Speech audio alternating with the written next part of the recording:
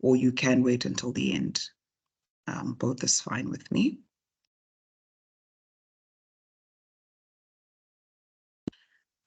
Okay, I think James had covered the agenda, but basically, we're looking at the threats, particularly to small businesses, where we're talking about businesses that are generally, up to 300 users. I think most of you are already on some of the Microsoft 365 business plans, and this is the webinar that's solely focused on, trying to talk into some of the security threats, the solutions that Microsoft has to address those threats, and the possible paths in terms of licensing that you could take to then, secure your environments better. And we will also talk about the supporting services, cybersecurity services that Unati and team provide to actually help you ensure that you go about security the right way. And we also have a small promo that we're running that we're going to share with you at the end of the session. Okay, so I think, before we even start talking about security, it's just good to look at why the way that we look at security has changed. And we start off by looking at, what we refer to as the modern workplace. So it's basically how we work in today's environment and how it's differed greatly, from the old way of working. And when I'm talking about the old world, we're really looking at, I'm sure most of you have been in the IT field for some time, or if you weren't, even back when you were still, doing your studies, you can see the gradual progression that has happened in terms of how we used to manage devices, how much control we had, where did the perimeter lie in terms of what we had access to and what public individuals or, bad actors had access to. If you remember back in the days, you were given a company laptop, or a desktop that you would use within the office. You kept it in the office and it didn't go with you home. So basically, to do work, you were always using your corporate devices. Everything was on-prem, whether it's your email servers, your data, everything was housed within your office premises, or at times companies used to have, small server rooms where they had all their servers for email databases and so forth housed. And what this meant is, as an IT, person within your organization, you could firstly see everything that was in your control, and you had a perimeter. So no one was leaving with data. Everything was housed within that work perimeter. And what this meant is, from a security perspective, you felt safer. All your emails were just, downloaded and housed within your premise. Your database was there. If no one else was accessing it remotely, if they were, normally, you'd have a very secure VPN or company network that people were using to access that. But as, people started embracing the cloud, because you have to remain competitive in this world. If you don't keep abreast with everything happening, you will become less competitive. So we do find companies, more and more of us are now embracing the cloud. And I guess for everyone on this call, you've already embraced the cloud because you are on the Microsoft business suite. And what we see within the modern workplace is, for example, right now we're having this webinar. I'm based in South Africa. Someone else could be based in Kenya. You are all in Zambia right now. Maybe some of you are actually connecting from, another country because you've traveled. But basically, people are now working as distributed teams. Okay, you're no longer in a housed office. I think even with COVID, the COVID-19, period that we had, people were working from home, meaning nothing is now within your closed perimeter. People are now using their own devices, to come to work. I'm sure a lot of you, we either have, one cell phone or two cell phones, a tablet, your, PC that you're using, meaning that the control is no longer within your view, I would say, as more and more people embrace the cloud. And what this means now is,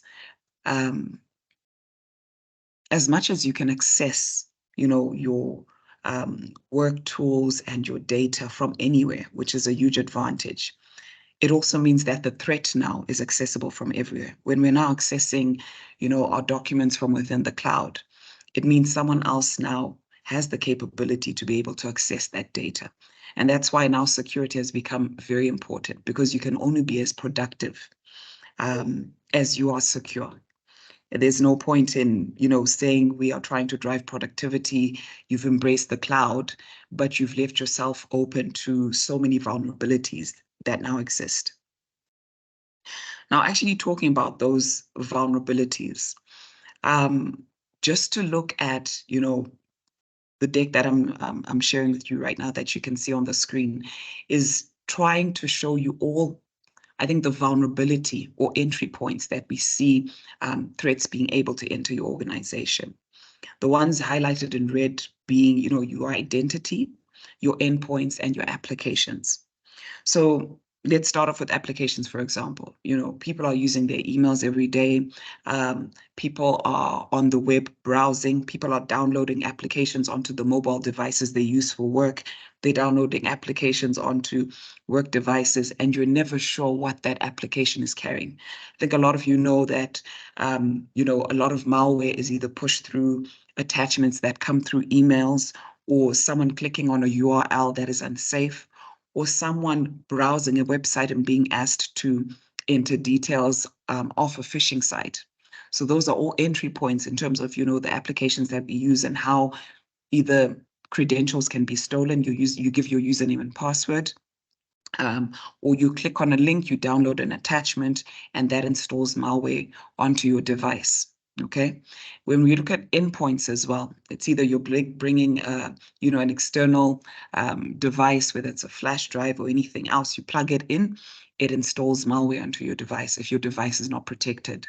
The same thing, even if you're just maybe saving some document or trying to open a document or opening a link from your laptop or device. And if your device is not protected, if it doesn't have, your organization doesn't have the right policies in place, that means you're now exposing, your whole organization to a potential breach. And what you find is when you're looking at the applications and endpoints, most of the time someone is trying to access your credentials. And that's because our identity basically holds access to everything else. It holds access to our applications, to our data, all right, and all the resources that we run within our organization. And once someone has gotten the identity within your organization, that means they can start now, mining data or trying to access all the services and applications that you have access to. And then we have what we call, your privilege escalation, where if you maybe gain access to my account has a certain level of access, but then maybe through my account, you can now gain higher levels of access. Maybe you're going to gain access to a certain database that tells you about all the servers within our organization, which means you now have more and more channels as a bad actor in which you can, breach our organization through. And that's what we call, like your lateral movements, when someone is trying to look at all the possible ways or routes up until they gain access to all your company resources. And I think just to highlight this, especially when we're talking about identities of IT administrators, people who are holding all access to the most sensitive of data, the most sensitive of servers that are providing services to everyone within the organization and externally. If that account is to be breached and someone now has access, it means they can bring down servers. It means they can, export company data, whether it's your customer data, whether it's your internal, just, operational data. And that is now out there in the public to view. So this is just kind of showing you all the entry points that we find, whether it's through your applications, your endpoints are not secure enough, your identities are not protected, they don't have that second layer of protection. And that basically the result is access to your data, your company data, and access to your resources in terms of your infrastructure as well. So now that we've looked at that, all these entry points that we're seeing where there could be a possible vulnerability within our organization that an attack can occur through. I think now we could start looking into the security solutions that Microsoft 365 Business Premium actually brings in trying to mitigate each and every one of those entry points that we talked about. I think most of you already know the benefits in terms of collaboration, productivity, but we're now going to look at how Business Premium can help you protect the identities, protect the endpoints, and protect your applications.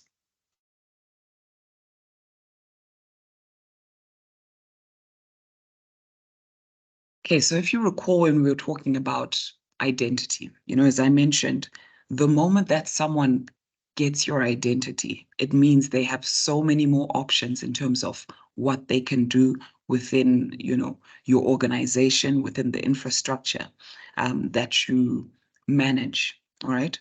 And as I said, the higher the privilege of the identity that has been breached, the higher the risk. So if you gain access just to a simple account, to one account, which might be the admin account, this means you now have access to their servers. You've got access to even some of the external, I think most of you know what we call single sign-on, where we're now using one identity. So your work domain, username, and password, you're now using that to access your OneDrive, you use it to access all your Microsoft 365 applications. You use it to access your Google applications and services. You're using it to access, your AWS services and your Salesforce. So your identity is now not just touching in terms of Microsoft, but also everything else that you're using that identity to access. All right.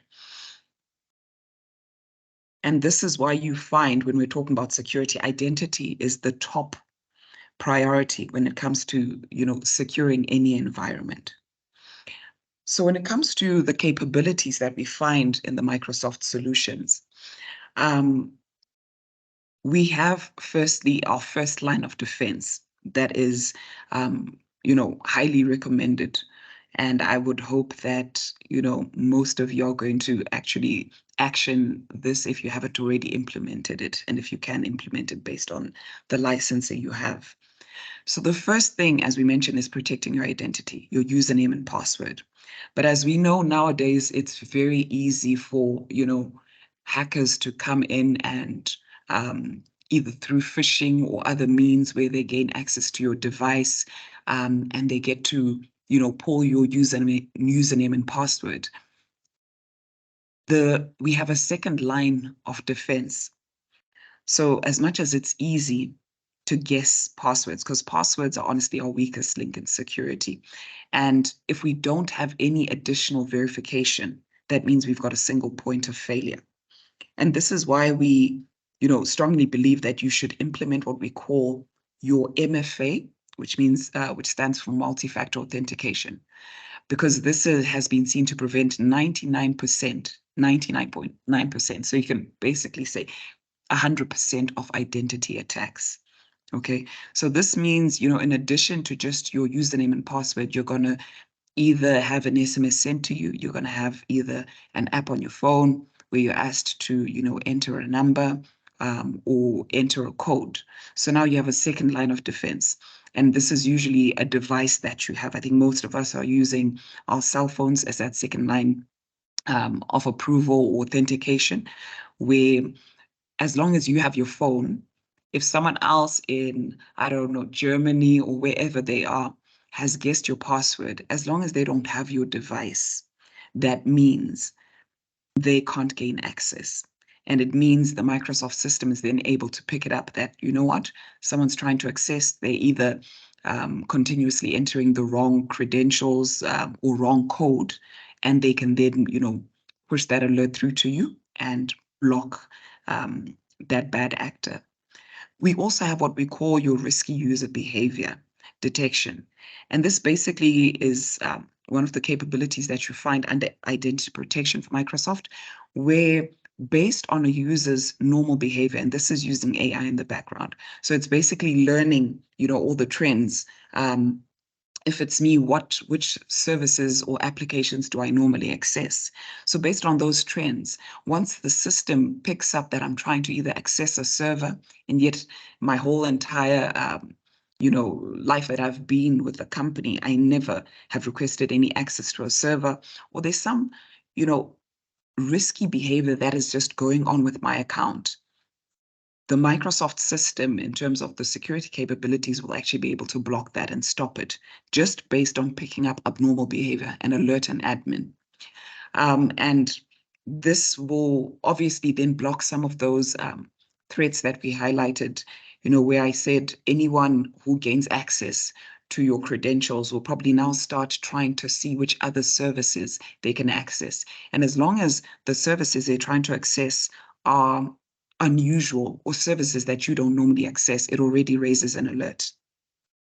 You also then get, in terms of, visibility and recommendations, you have dashboards and identity protection that actually give you trends in terms of where are you from a security score perspective. So you get some security ratings. Where are you? What are the recommendations that Microsoft is advising you to implement within your organization? So for example, if you had not implemented your MFA, you would have that recommendation probably as one of the top priority recommendations to say, please enable MFA for all your users. And you're actually provided with a guide or links to guides in terms of how you can implement that. You also then have your best security practices, you get your score, and as you improve, as you implement all these security recommendations, you will see your score improving, meaning that your identities become more and more protected. And note, as much as I think with security, there's so many things that we can do to protect our environments. So it can become quite a lot. But the good thing about within the Microsoft environment, you get these recommendations prioritized. So Microsoft will always look at what is the priority, configuration that you need to act on right now. Meaning it kind of reduces the amount of noise that you see in terms of all the security recommendations. You can either act on like the top 3, and those will probably cover you in terms of 80% to 90% of your security requirements. Another thing that we also have is called in business premium is conditional access. And this is basically allowing access to your company resources based on certain conditional policies that you would have configured. And note these configurations are based on your requirements, what you want as an organization. So for example, if you don't want people accessing, I don't know, a certain database, if they're outside of the office, you can do that based on location. Or if you don't have any teams that work outside of the country, for example, in Germany, the moment the system picks up that someone is trying to access any of your resources or applications from Germany or Europe, it can automatically block that. So you can control access based on location, the device. And when I'm talking about the device, this is, is the device compliant from a security perspective? Is it running on the latest OS? Has it been patched? Is there any unusual activity on it? Or, is this, is it an application, an unsafe application that's trying to access your company data? Or is it a risky user that has been picked up as risky? Or is it a risky application that is trying to access your company data? So that way you have a lot of control in terms of what you will allow, what type of devices you will allow for your users to, access your company data or to be authorized from, okay? And I think from a management perspective as well, we do find that at times you either have projects where you're working with certain teams, you give them access to your environment, either to servers and so forth. And it's quite common that people then forget to say, okay, we've closed off the project, we need to remove this person. But with the Microsoft security capabilities, you're actually able to, automatically add people and remove them from certain security groups. And if you have also an advanced identity protection, you're actually able to then make it time-based. The time-based is outside of the business premium, but I'm just letting you know in case, you are an organization that, works on a lot of projects and has a lot of teams coming in and out. So in terms of identity protection, these are some of the controls that you have from an identity perspective.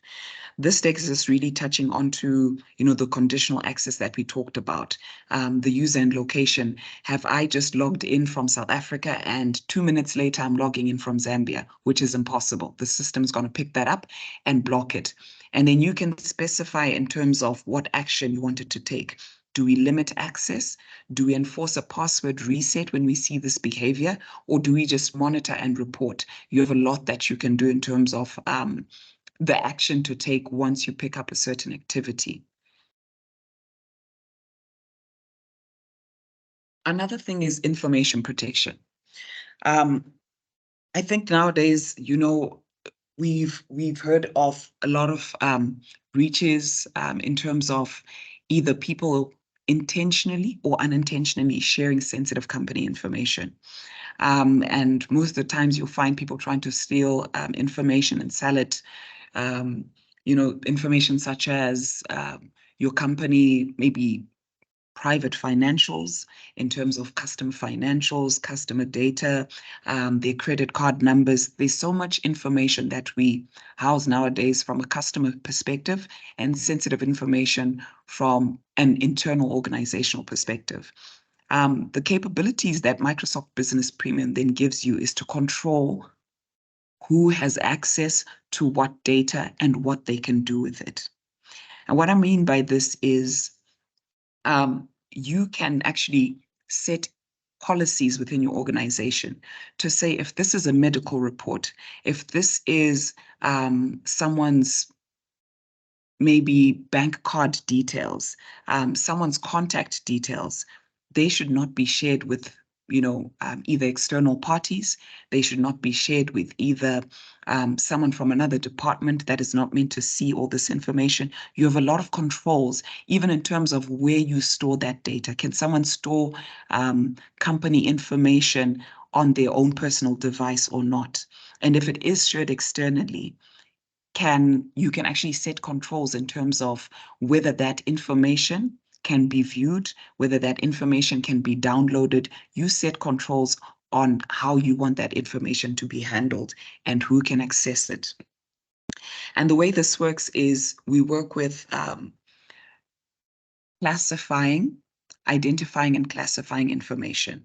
And what I mean by classifying information is you can come up with certain classifications. So for example, you can have sensitive as a classification, internal, or you can have financial as a classification. So these are all classifications that you can create, custom classification based on, your company and how you classify sensitive data. And then what you do is, based on a certain classification, you then apply rules or apply controls. So you could say, if there's a classification such as personal data, this means it's just personal information or non-work related information that someone is working on, which means you don't need to put any controls on it in terms of what that individual can do with it. They can send it to another colleague, they can save it onto, their Dropbox, and that is not an issue with the organization. But if something has been classified as financial documents or customer medical records, this means now, this is sensitive information which you would want to apply controls on. And then you can then say, for any document that is classified as medical records, this should only be shared with doctors from this institution or people from this domain, or a certain department within your organization only uses from within that department. So this means if someone tries to actually then take a document that has been classified as sensitive and go against the policy that has been set, either they will be blocked from sending it, or you can select for them to have a prompt that comes up to alert them to say, listen, you're about to share sensitive data. Do you want to proceed? And allow them to proceed. Or you can completely restrict them from sending out that data and instead the IT admin or, security auditing team gets an alert so that they know that someone was trying to share sensitive data. You can also then enforce encryption, for example, such that that document is encrypted and only the authorized recipients are allowed to view it, such that even if I sent out, a sensitive document to someone through my Gmail, for example, when that person receives it, it's encrypted and they can't read it. So there's a lot of controls that you can actually apply. And these can be across Teams, your email, your SharePoint, or your OneDrive. So even if someone tried to be clever and said, okay, let me try and share this document through Teams because I failed to send it through my email, it's still going to get blocked. If they try to do the same through OneDrive or SharePoint, it's still going to be blocked.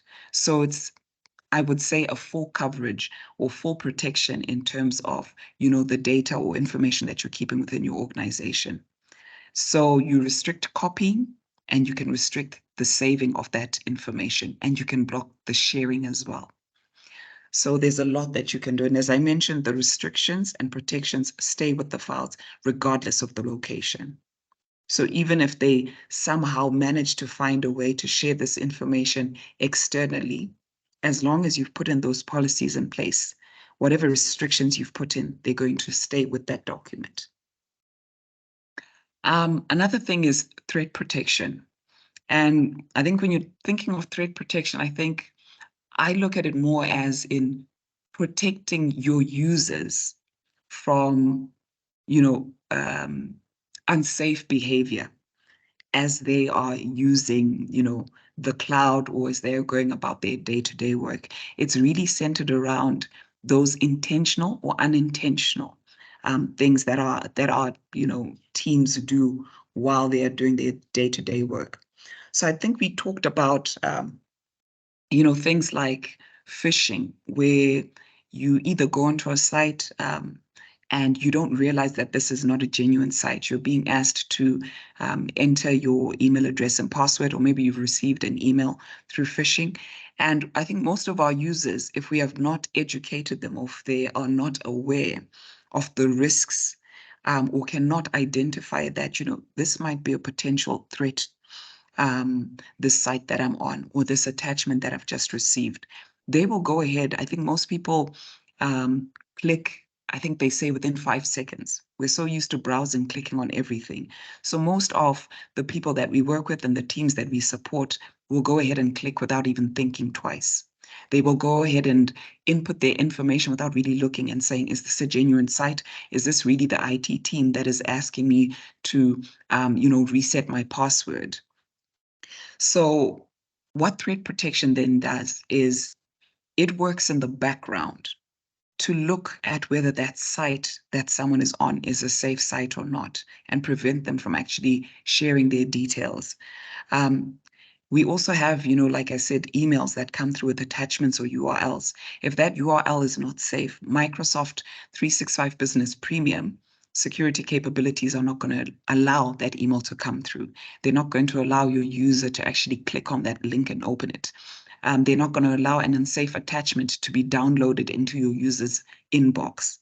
So we are protecting, firstly, before, to prevent, these threats before they can actually reach us. But should they reach us, should it be through a website, you are also still finding your users being protected, from such threats. And you can then also work with, advanced multi-factor authentication and conditional access as a combination in some of the scenarios that I showed you earlier, to say, if this happens, then enforce additional multi-factor authentication to ensure that someone's credentials are not stolen if this is truly an unsafe site. You also have threat protection in terms of protecting your devices, your Windows 10 and your other OS devices. But I'm going to talk about device protection a bit later on. But you do have, your devices now also being protected from, your malware and other advanced threats that you find here.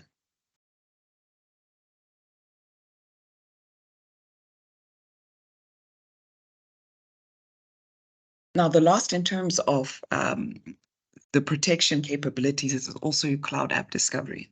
I think we mentioned before, people are bringing their own devices, to use them for work-related, things when they shouldn't.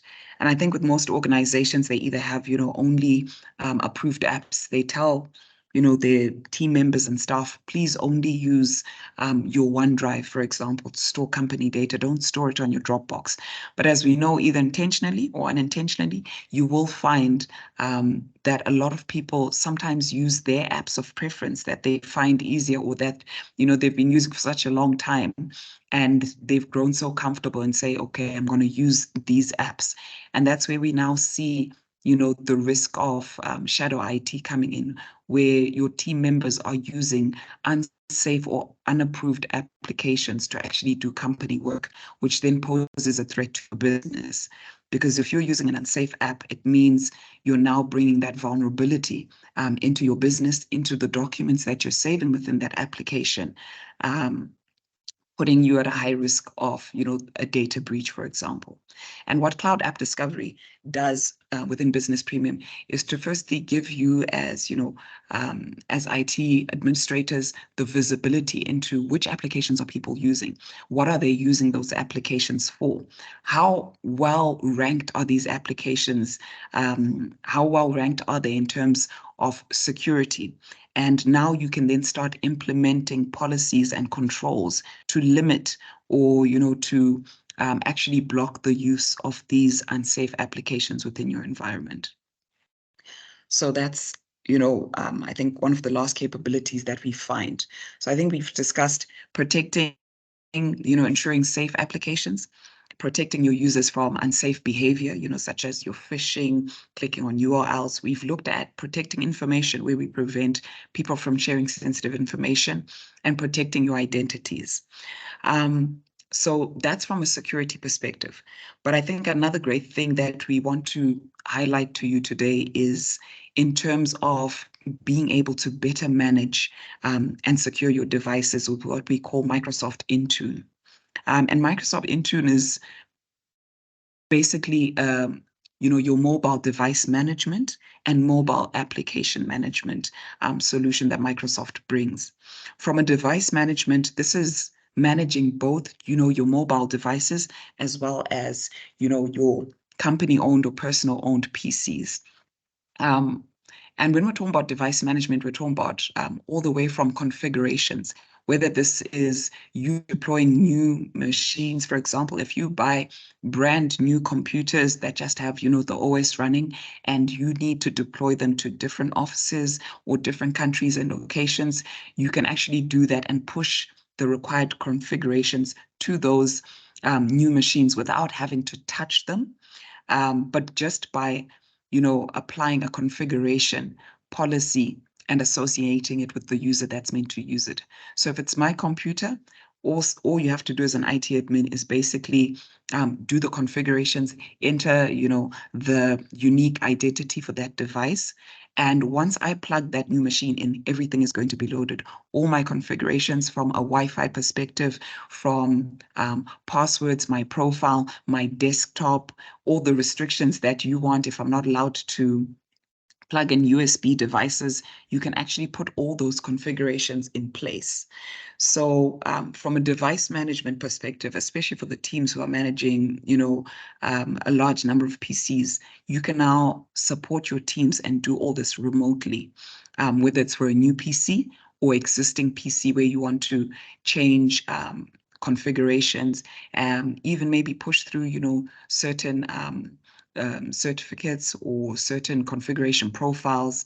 And another thing that you can do as well is from a security perspective or just management perspective, particularly in the case where you find devices that are lost or stolen, you have the ability to actually do a remote wipe.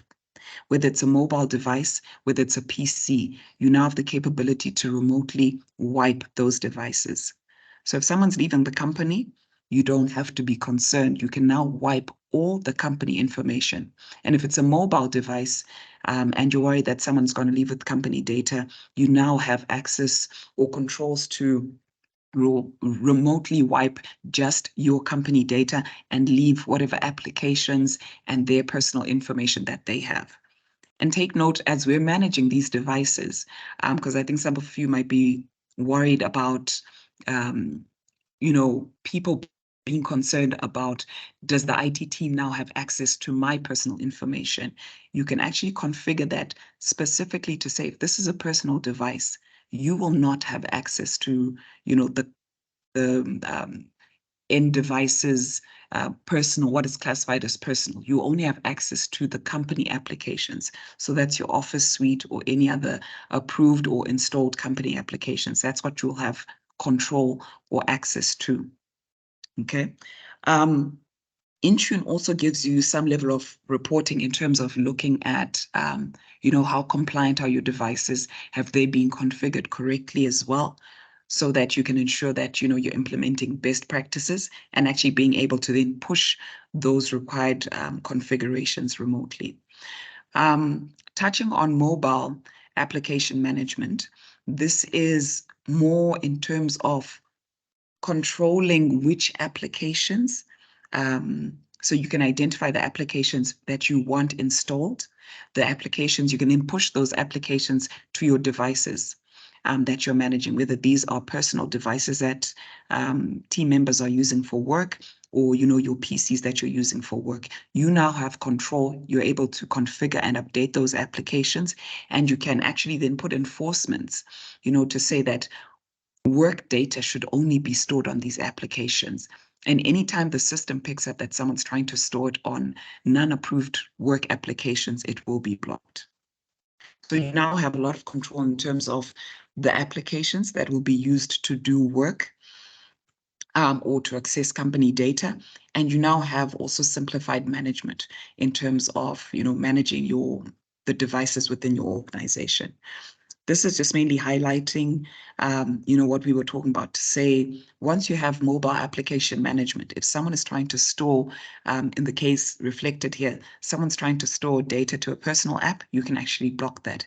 If they're trying to save it to OneDrive and company policy says you should only store it on OneDrive for business, that is where you're only allowed and where you will only be able to store or save that file. So this is touching into, that information protection that we talked about, and also ensuring that the right applications are being used for work. The last thing that I want to touch on, and I think most people are not aware of, is Microsoft introduced what they call Defender for Business, which is an add-on for Microsoft Business Plans. So if you're on a Microsoft Business Basic, if you're on a Microsoft Business Standard, you now have access to enterprise-grade security for your endpoints through an add-on called Defender for Business that Microsoft introduced. And as you can see here, it's got a 300 user limit from a licensing perspective, and that's just to align with the Microsoft 365 business plans. If you remember with Microsoft, when they're looking at SMBs, they're looking at 300 users and below. And hence you see that 300 user limit. And what Defender for Business basically brings is, your antivirus, anti-malware, and ransomware protection for your devices. You get protection for your devices in terms of threat protection. You also get attack surface reduction, which is basically minimization of all the entry points that your device could possibly face a breach. So for example, when we talk about attack surface reduction, this could be the Microsoft Security Suite limiting you to only run trusted applications on your devices, or it could prevent applications from accessing, unsafe locations, or to prevent you from clicking any malicious URLs. So here you see, different entry points being blocked. It's going to protect your identities on that device. It's going to protect you from a malware perspective. It's going to protect you from running applications that are unsafe. And that's what they mean by reducing the attack surface, reducing all the entry points.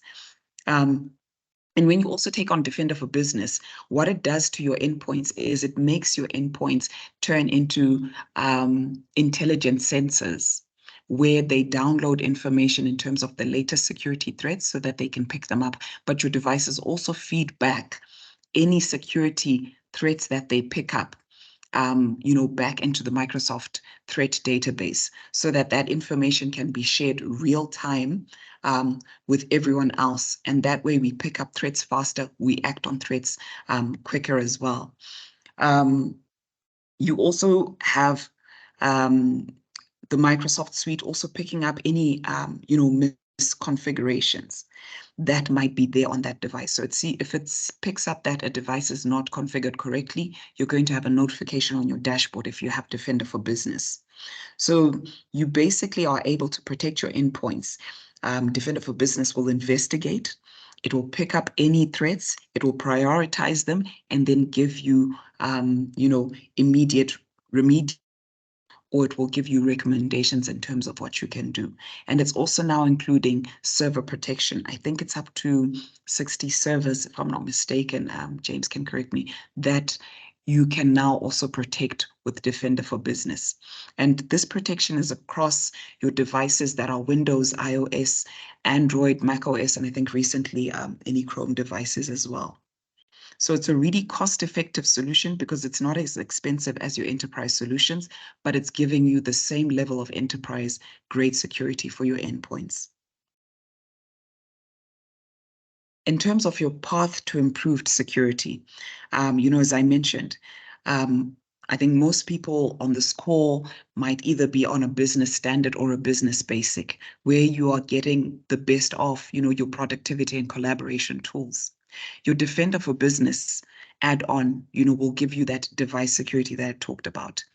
And then if you're just not concerned about the device security, because some people will say, it's my devices that I'm really concerned about. But the recommendation is to upgrade to your full business premium suite, which is going to protect your devices. It's going to protect you against your cyber threats. It's going to protect your information, and it's going to protect your identities. So now you have a business plan, but that can give you that enterprise grade security that gives you all-round solution protection for the top security threats that we find going on a day-to-day basis. So I think in terms of the Microsoft security capabilities, I've covered these, and I'm going to hand over to Unathi to then talk to you in terms of the supporting security services that we have.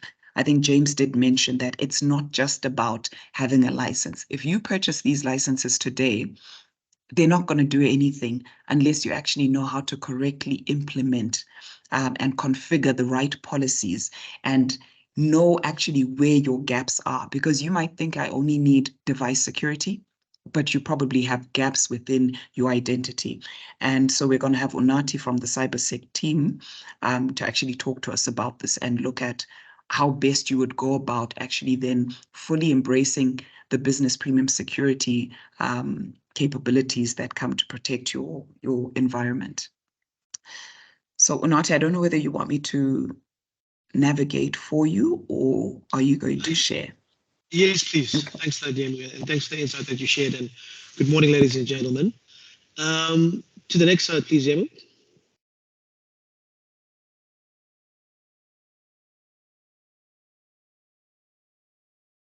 It still is on the previous one. It hasn't changed unless I haven't synced. Oh, sorry, my bad. I was actually not synced to your presentation. So as James and Yemu mentioned, my role from a security perspective is around the product. And what we aim to do, or our intention, is to complement what Microsoft offers from a licensing and a functionality perspective. So we offer cybersecurity, professional security services. And essentially what that pertains to is the deployment, the configuration, the consultation around your particular license SKU, some of your particular environment, and how best to deploy and configure those solutions to derive the best possible outcome from a security point of view, as Yemu discussed with the conditional access and some of the nuances of the licensing structure. From a managed security services perspective, that is designed, again, to provide you a high level of assurance. So when you take this journey and you start to upgrade and move towards the business premium licensing, we wrap that around managed security services. that comes in a bronze, silver, and a gold flavor. And essentially what we provide through those supporting services is in-country support. So depending on the service you select, 24/7, 365, or 8/5, Monday to Friday. And essentially what we do is we provide the monitoring, the alerting, and the management of the environment just to ensure that the configuration is done correctly, and post-configuration that also there is a level of support and there is individuals from a cyber security perspective, also from a cloud security perspective. So we have both cybersecurity specialists and we have cloud security specialists that in essence manage your environment and consult to you, providing you with reporting, providing you with updates, providing you with best practices, also some level of intelligence in terms of what's happening in the market, where you may need to make adjustments, changes, updates to your current licensing SKU and or configuration. And if you think about it, our practice from a security perspective is based on two fundamental building blocks, and that is the cybersecurity resiliency framework, as highlighted in the green building blocks, which is the identification, protection, detection, response and recovery, testing, situational awareness, learning and evolving. And then on the left-hand side is the information security management system from a governance, risk, compliance, process, people, technology. And essentially what we do in any consultation that we provide, in any services that we provide to complement the Microsoft licensing or the Microsoft go-to-market, is we take into consideration the technology. How do we ensure that it is resilient in the sense that it gives you the ability to ensure that it's business as usual, coupled with also ensuring that any changes, any adoption of any cloud-based platforms, we need to ensure that from an information security management perspective, we align to legislative standards and we constantly update, and whatever the shifts and changes thereof may be, that we're abreast thereof, and we provide that consultation or insight to yourselves. So I've touched a bit on that. I'm just cognizant of time. Jens, please go to the next slide. So from a security services perspective, there's the discovery stage, there's a planning stage, there's a deployment stage, and a support stage. And why that's important, within the discovery stage, we want to understand what your environment, the specifics of your environment. So we do some assessments, we do some workshopping just to understand what are the considerations and the specifics of your particular environment. What are the concerns from a legislative perspective? As we know, being in the financial services or the payments industries, they are highly regulated as compared to the mining sector, for example. So whatever industry you're in, whatever the compliance that's required within your industry, we need to understand and ensure that any changes or any cloud migrations or any licensing upgrade, we align accordingly.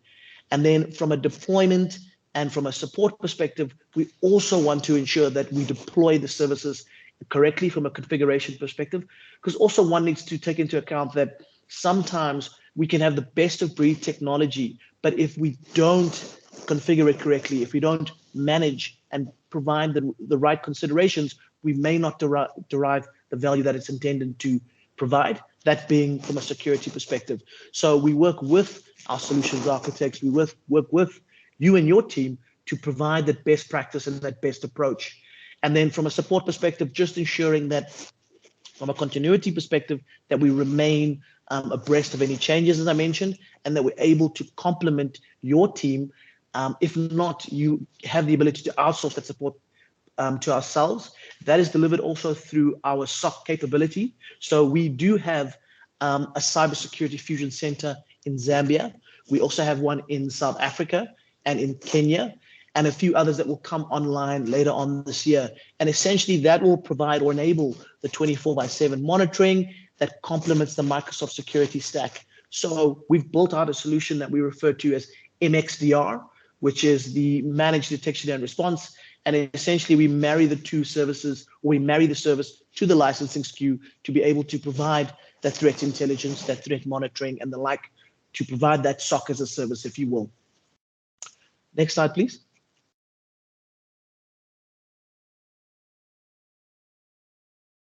And then from, I don't know if you want to talk about the campaign or you want me to? I can go ahead if you'd want me to, Nati. So Basically, what we are offering is, I think Unati did highlight, some of the services that the cybersecurity team offers in terms of providing you the best way to actually implement all these security capabilities that you find available from the Microsoft suite. And what we're offering is, if you've attended this webinar and you're interested, if you sign up onto any of the identity and access management, if you think, right now I need identity and access management, or you're looking to also secure, your devices, you also need some device management. If you sign up, you get 25 free annual identity premium 2 licenses. And we call this AAD, that it refers to Azure Active Directory Premium 2. And please note, this is now called, I think Microsoft changed the name recently, if not a month or two ago, to Microsoft Entra, but we use the old name here just for familiarity in case anyone is not aware. So it's basically the Microsoft Entra Premium 2 licenses, which give you your advanced MFA capabilities, your conditional access, risk-based conditional access that we spoke about, privileged identity management, which is something you don't find in Business Premium, but we will be giving it to you free for a year, where you can actually have more increased control in terms of your identities. If you're working on projects, you can do time-based access, where someone only gets access for a certain period of time, whether it's, just for an hour or for a number of days or months that you're working on a certain project. So it will give them privileged access. So for example, if you're an admin, you're going away on leave, or you're working with people from another team and they need specific admin access to certain resources, you can schedule that access such that it is automatically then revoked after the time set, or someone can only go in and work for about 30 minutes if they say they need to add a user. And you're an admin, you're away, but you've put them as the next person in line to manage things while you're away. They'll be given access for a certain period of time. They action what they need to action, and they are kicked out by the system. So that's privileged identity management as well. And what this will help you do if you sign up on these services is, you're going to get the best guidelines in terms of how best to go in terms of managing your identity, managing your devices, and get the support and management that you need. So I would recommend, encourage you to actually consider signing up to some of these services that were highlighted by Unati, and you can get those 25 free annual identity security licenses and get to enjoy them for a year. Look at the benefits that you get, and hopefully actually add more security capabilities once you actually realize the power and capabilities that some of these Business Premium and identity licenses can actually give you and do for your organization. So I think that's it from us. I'm hoping you got to learn something new in terms of all the security capabilities that Microsoft has to offer, specifically for SMBs. And I'm hoping you've maybe picked up the right things that you're doing, picked up some security gaps, so that you can actually then look into closing those gaps and going about security the right way. So I'm not sure if anyone has any questions, but James, I will put this back to you. And thank you very much for your time, everyone. Thanks, Yamrai and Unati. We're out of time, but we can take a few questions. If there are any questions, please feel free to raise your hand. We'll be able to moderate that from here. Any questions, clarifications?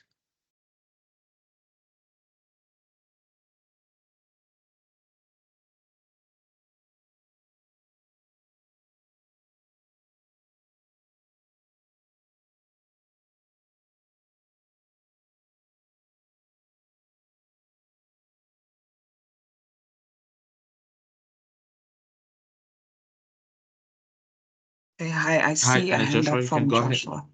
Yep.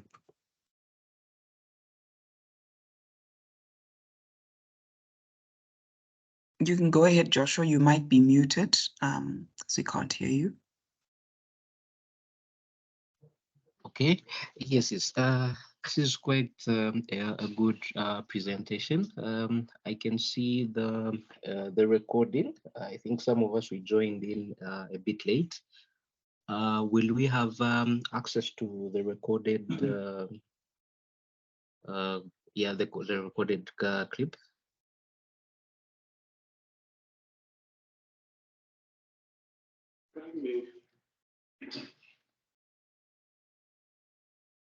Hello. Yes, sure. You'll be able to. We can organize for. Yes, Joshua. So you were asking whether you could get either access to, the content or the recording. Is that correct? Yes. Okay. Yes. We can organize that for you. We can either share the content soon after the call. I think James can send it to you maybe today or tomorrow. And we can then try and arrange to see if we can get the recording for you as well. But it is recorded right now here. If you're still on it, you should be able to access the recording if you had received the invite and registered. So we'll try and share a link with you. All right, thank you. Hey, hi, I see a hand from Derek as well. Derek, you can go ahead. Okay, thank you so very much. Great presentation. Yes, of course, I also joined in a bit late, but just an addition on Joshua's. Will the slides be shared to our email?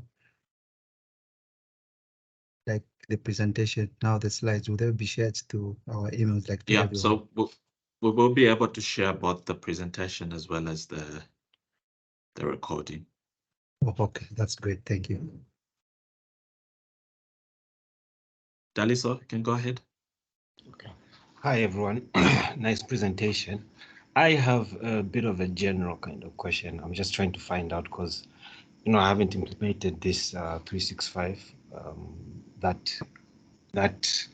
often. But I was wondering, these features, are they restricted to just the Windows environment, or can I also control, like, say, Mac OS devices?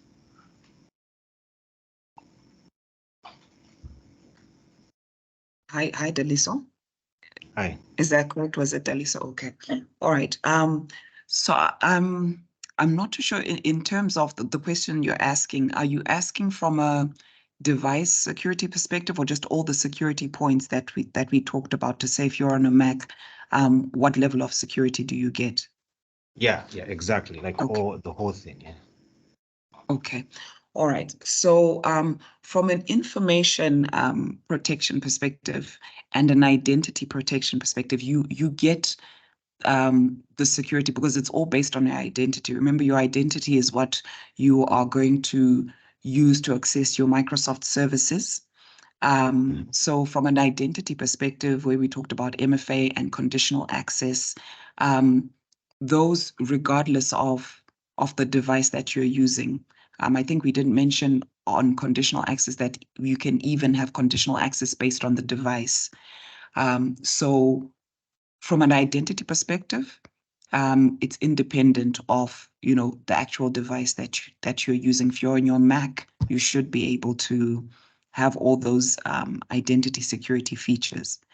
From an information perspective as well, remember where we said when we configure the policies, the data, as long as you've created that data within the Microsoft environment, you are able, and you've classified it, the classifications move with your data, even if it's external. So whether you've got this information on a Mac, the fact is you're using the Microsoft environment to apply your classifications. And if you share that information, even if you're sending it from a Mac, it's the actual information or document that is classified and that carries the protection that we talked about. I'm sorry, I can hear some feedback. I'm not too sure if it's you, Daliso, or... Let me move my mic. Okay. So yes, so from, your information, the classification is on the information, regardless of where it goes. So even if you create it using a Mac, the classification is on the actual information or document that you've created. When it comes to device security, as well, I think we did mention the Defender for Business. I'm just going to go back onto that slide, and it will cover protection for your Windows, your iOS, your Android, your Mac OS, and Chrome as well now. So I'm not too sure if that answers your question. But Really yes, good. even if you're on a Mac, you will be covered from a security perspective. James and Unati, I'm not too sure if there's anything else you want to add in terms of the response to Daliso's question.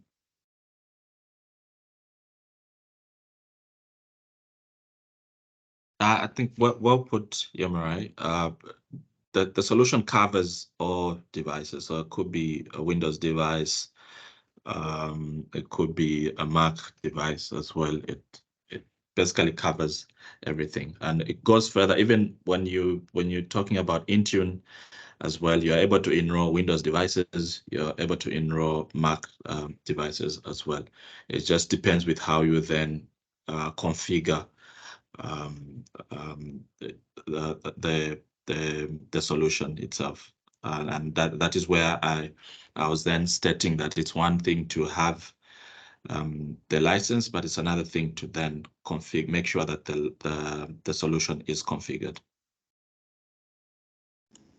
Okay, makes sense. Thanks. I think I saw Timothy? another hand up just now. Yeah. I believe that's Hello? on the, yeah. Go ahead. Can you hear me? Yes, we can. All right. I think mine is a straightforward question. Let's suppose I'm running a named antivirus on my network. Then I decide to move to this current product, the one that you just presented, and I know that it's got the Microsoft Business Defender. Does it mean that I forgo my current antivirus vis-a-vis the cost? What is cost effectiveness of Microsoft Business Defender? Thank you so much. Thanks, Timothy. I'll take that up. And so, yes, you obviously would then have to let go of your current antivirus, because obviously the solution then offers those functionalities. So in this case, you will have to, and it actually goes to companies that already, or customers that already have the business premium, right? You have to look at what it comes with as a solution. So do you already have a mobile device management solution in place? As an example, are you paying for a third-party mobile device management? You then don't have to pay for that because it's already included in your 365 business premium. So the same goes for the antivirus. There's no need for you to pay for the antivirus because it's already included in the business premium. All you need to do is just configure it and you're good to go. So yes, it then replaces your the costs that you are currently paying your antivirus is then covered in the business premium cost. Thank you so much.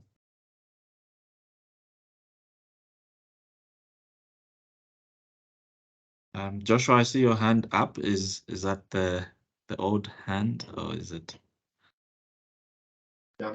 No, that's an old hand. Yes, sir. Okay. All right. Okay. Any more questions, Derek? Yes, James. Thank you so much. Just following up on the previous statement you made. Just a question: can one use non-Microsoft antiviruses or anti-malware software with Defender for Business?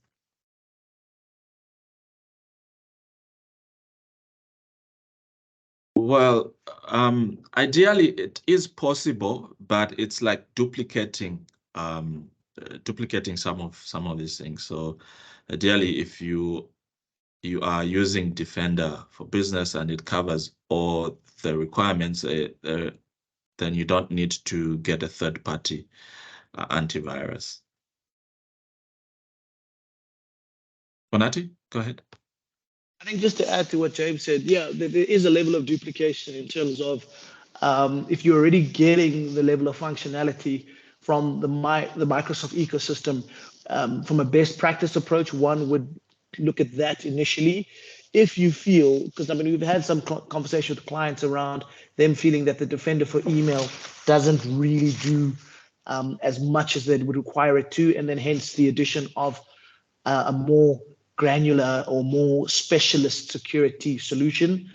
But off the bat and off the top, I would say from an endpoint perspective, I would best practice initially deploy within the Microsoft ecosystem, and then marry that with our managed security services or our professional security services or our general support services. And the reason why I say that is that a lot of our clients feel that the level of support from a Microsoft perspective is lacking in terms of logging calls and ticketing and the like.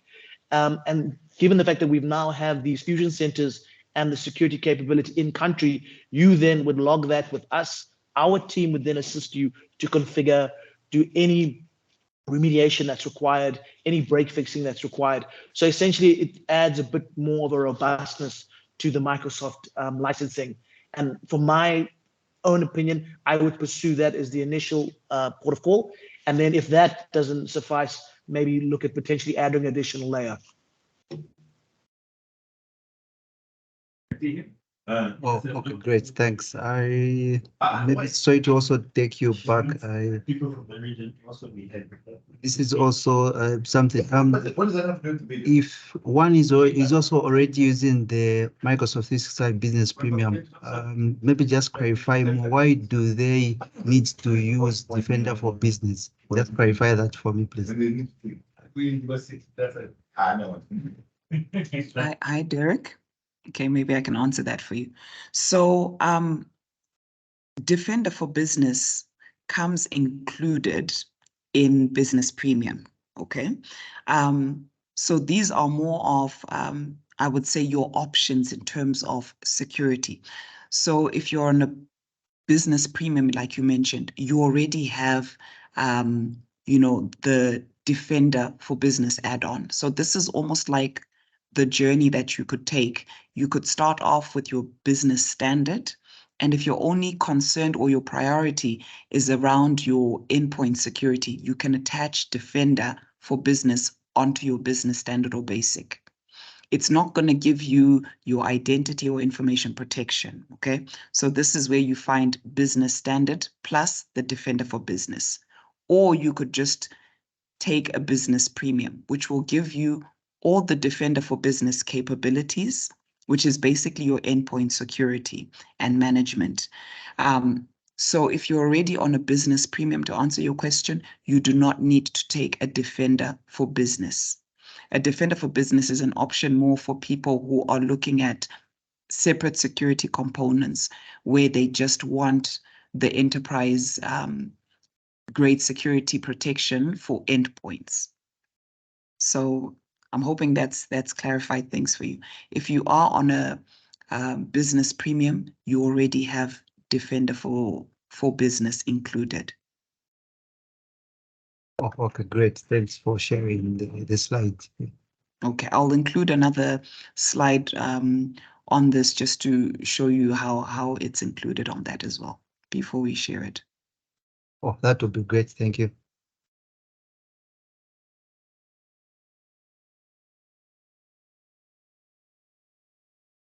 All right. Do we have any more questions before we close?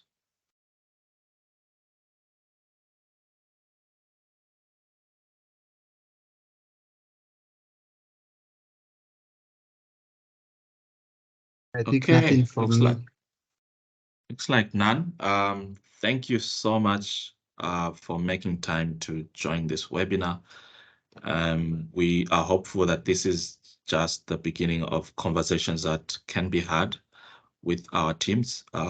Please feel free to reach out to your key account manager if you'd like to schedule a one-on-one session with the team. We'll be glad to have that with you. As stated earlier, we take a very consultative approach towards this. So we will be glad to have a call, one-on-one call, to just understand what your environment looks like today and also advise on what the best practices would look like going forward.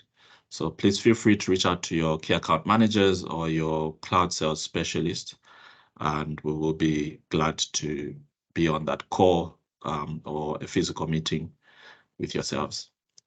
Yamarai, Onati, any last words from yourselves?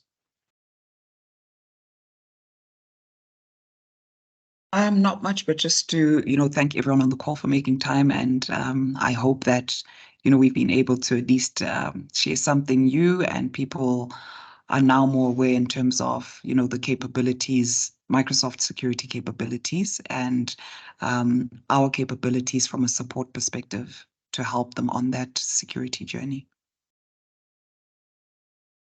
Awesome, thanks, Emma. And yeah, nothing further from my side. Just thank you for your time, and thank you, James, team facilitating. Thank you. All right, this is where we end the webinar. Have a great day ahead, and looking forward to more conversations after this. Bye. Bye, thank you. Cheers, bye.